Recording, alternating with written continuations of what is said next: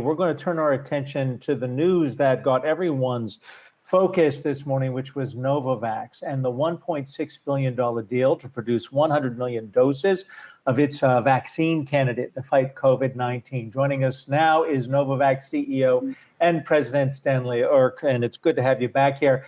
This is a huge investment. The government's made many with Johnson & Johnson and other pharmaceutical companies, but this seems to be the largest, and yet the vaccine is still in testing. Where do you stand with the testing so far? Sure. Great question. So we've been working on this for 6 months when the virus was first identified, the gene sequence for it. We've taken that gene sequence and made a vaccine construct and formulated it into a vaccine.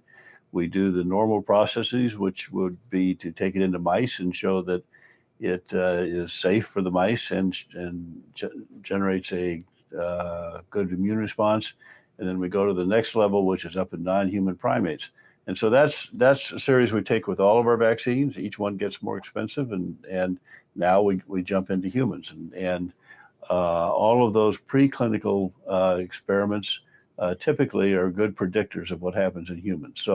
So we have very good data, particularly in the non-human primates, which is what caught everybody's interest, both in the U.S. government and in a previous grant that we got from the Coalition for Emergency Preparedness, and who gave us a $400 million grant a couple months ago.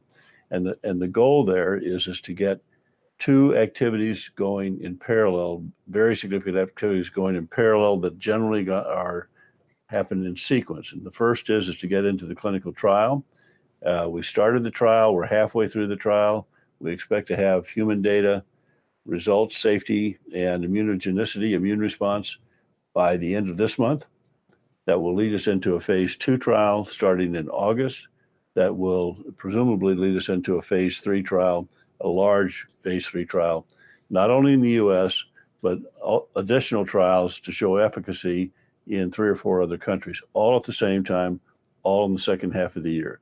The portion that Warp Speed covers is the U.S. clinical trial development, plus the developing manufacturing scale that can get us to as many as 100 million doses produced in the United States that could be delivered during the fourth quarter of this year and into the first quarter of next year.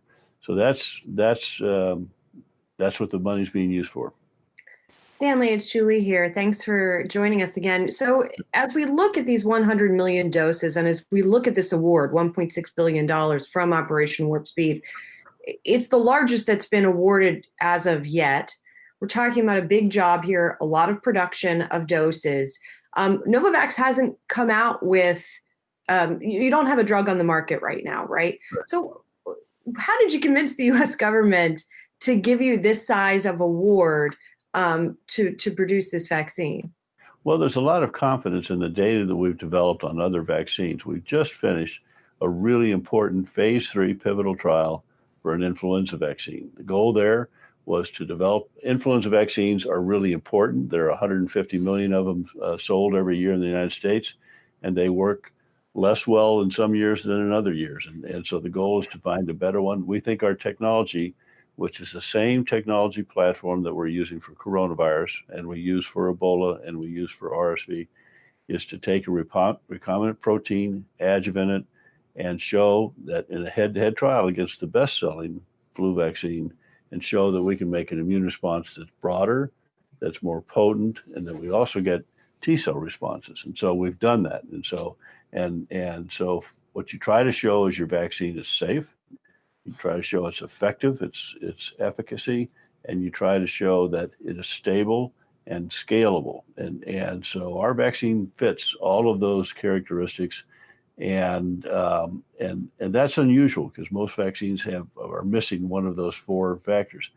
And so you can tell that from our previous 10-year history of making vaccines. You can tell that from our flu vaccine, and more importantly, the near-term data that I think was so appealing to the U.S. government was our primate data, non-human primate data in baboons, which showed that we made high levels of neutralizing responses. It was safe and it's scalable. And so that's why the U.S. government felt comfortable making this large of a bet. Now, from here on, the things that we have to do are standard things in getting in larger scale and do larger trials. So I can only infer that our data, I don't get to see everybody else's data, get to see ours, and that our data was impressive enough compared to others that they are willing to back our product at this level.